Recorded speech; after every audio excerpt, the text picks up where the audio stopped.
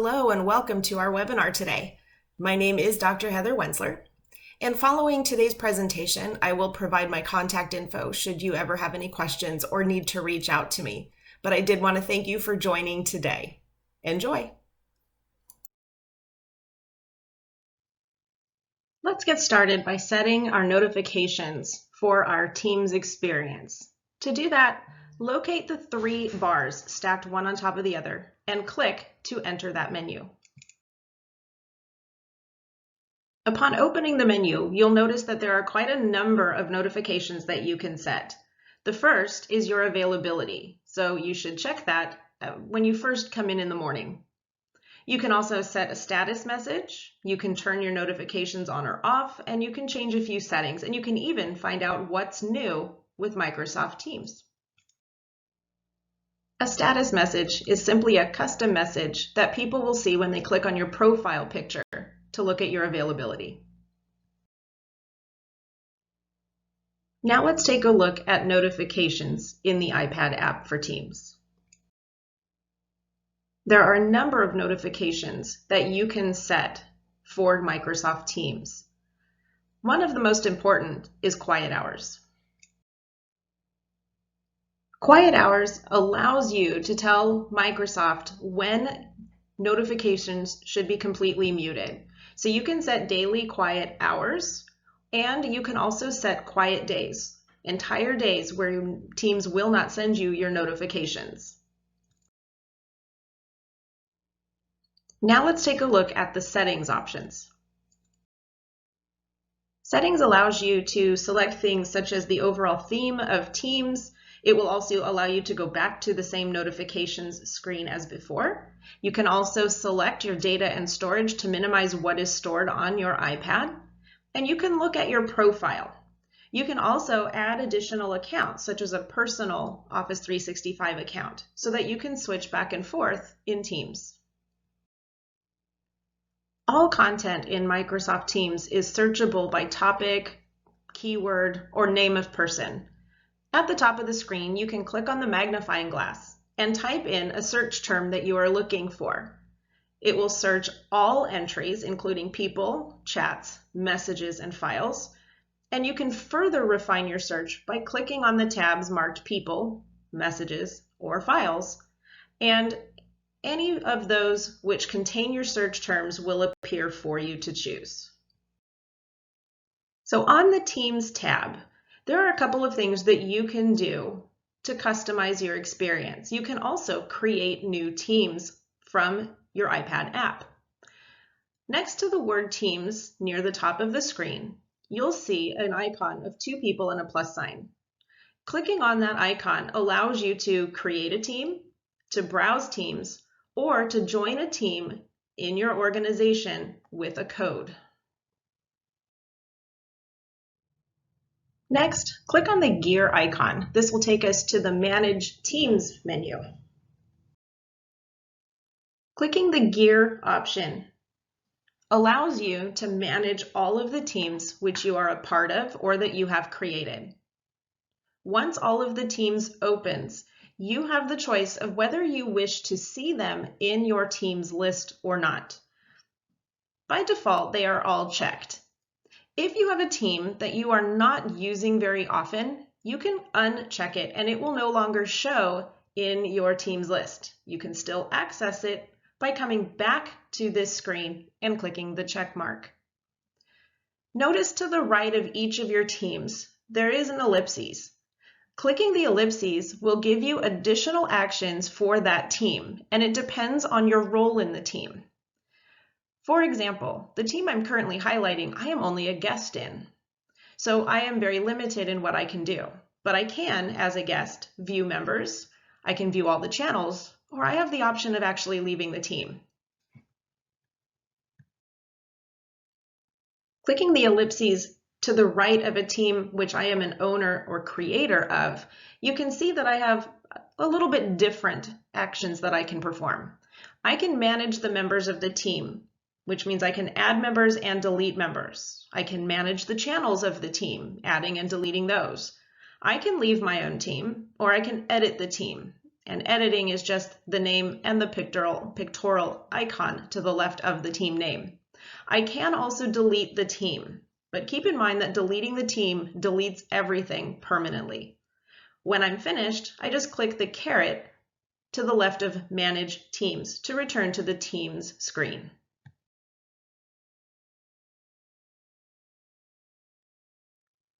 You can also set channel notifications. Click on the channel that you wish to receive notifications for. And up in the upper right corner of the screen, you should notice a bell symbol. Clicking on the bell will open a menu to allow you to choose what kind of notification for that channel you wish. You have two choices. You can receive a notification for every new message that is posted in the channel, or you can only receive a notification when someone replies to your message. When you're finished, just simply click anywhere on the screen to close the menu. So back in our general channel, you'll notice across the top that there are 3 tabs. We're going to discuss each of these in depth, but let's start with the Posts tab. Posts are conversations. It's where you and your colleagues will communicate, share files, share videos. Basically, it's where your collaboration is going to take place. To start a new message, click New Post at the bottom of your screen. After clicking New Post, you'll notice that some options appear. We're going to go through each of these. The first icon on the left is for pictures. You can insert a picture from the camera, which you take on the spot, or from an existing photo in your photo library. The second icon is for insertion of GIFs. GIFs are very short animations that allow you to provide a little personalization and a little whimsy to your messages. These are all searchable by topic. For example, I clicked on GIF and I'm searching in the magnifying bar at the top for GIFs that contain hello. I simply choose the one I wish, click it, and it will be inserted into my post. The third icon, the paperclip, is for attaching files. You can attach files from your iPad or any online service that is connected to your iPad. The fourth icon is the @ symbol, and this is probably one of the most important things to remember about Teams. You want your colleagues to know when you have posted.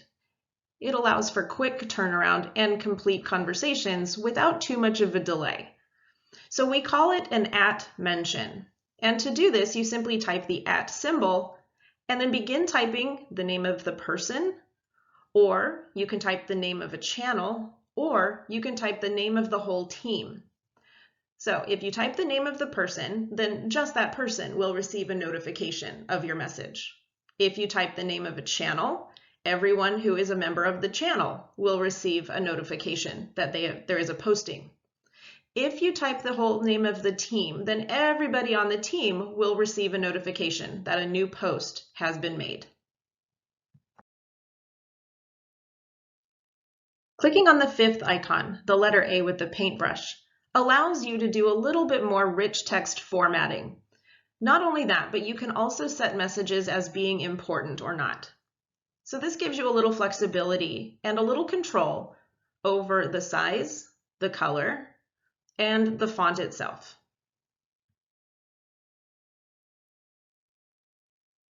The last set of icons here are the ellipses to the right. And remember, in Microsoft, an ellipses means there are more options available.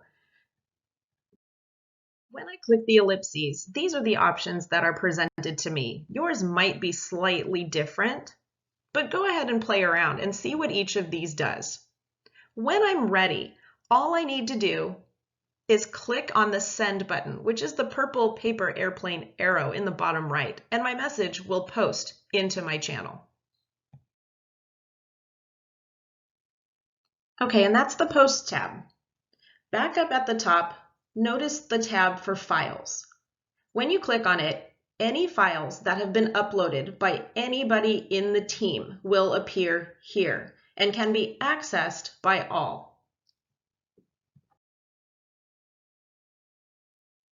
Clicking on the More tab allows access to the additional tabs established for this channel, if any were.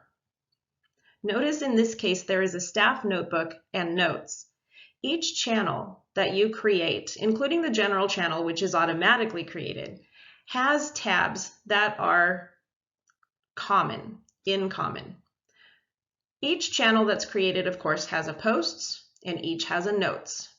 In this case, the general channel also has a staff notebook. So the appearance of a OneNote depends on the type of team that was created. All right, let's take a look at the menu at the bottom of the screen. We're going to start on the left with Activity. Now, this tab, the Activity tab, is for all of your teams. Every team that you are a part of, every team that you have created, it will show all activity across all of those teams.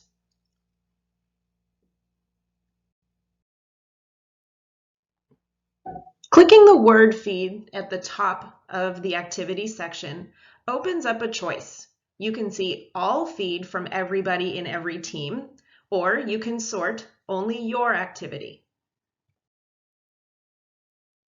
You can also filter the Activities tab. Clicking the filter button gives you a number of options. You can filter by the unread messages, by @mentions, by replies, by channels you are following, reactions, etc.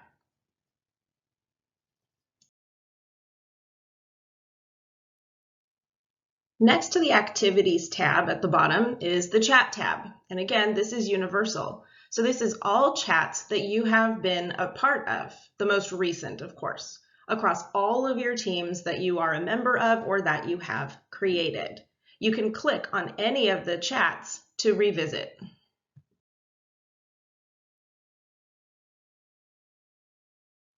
You can also add people to your contacts list, those with whom you will chat regularly. And you can use the magnifying glass to search for people in your organization and look at their chats. To compose a new chat, simply click the chat button, which looks like a rectangle and a pencil. When you click on the compose icon, you'll be given some suggestions for people with whom you have regular conversations. You can also search for people in your organizations in the box that says To.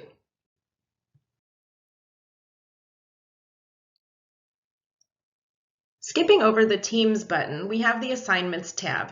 Now, if you aren't a teacher, you may not have this, but the Assignments tab is where students and teachers would go to search for their assignments and grades. Clicking on the Calendar tab at the bottom will open your Outlook calendar, where you can see all of the events that you have coming up this week. When you click on a meeting, a few tabs will open and become available to you. The first is the chat. Whenever you schedule a meeting, a chat tab is automatically created so that you and your participants can chat before, during, and after the meeting. Clicking on the Details tab will give you the details of the meeting, the date, the time, the link to join, a phone number to call if you need to call in using your cell phone or other phone, a description of what is going to happen during the meeting, and a list of all of the participants that have been invited to the meeting. Any files that you upload during your meeting will be stored under the More tab under Files and are available after the meeting is over. Clicking on the ellipses in the upper right corner of the screen gives you some options about the chat. You can add people to a meeting chat. So if you forgot to invite somebody, or if you needed to add somebody to the chat after the meeting was over, you could add people. You can mute the chat, or you can leave the chat altogether. It's also important to know that all of your chats from your meetings are stored in the Chat tab. You could add a meeting or event to your calendar by clicking on the calendar icon near the upper left corner of the screen. Clicking on that icon will open up a menu for you to type the details and invite your participants for your meeting. Simply follow the prompts. If your organization has subscribed to Microsoft's telephony service, you'll be able to make and receive phone calls directly from Teams using your phone or other device, including your laptop or desktop. And finally, clicking on the More button will open up some additional apps that are available within your organization. For example, the Saved feature allows you to save posts that you wish to be able to come back to so that you can access them at a later time. You can also access files from all across your teams, your camera, wiki, and other apps that your organization may have enabled.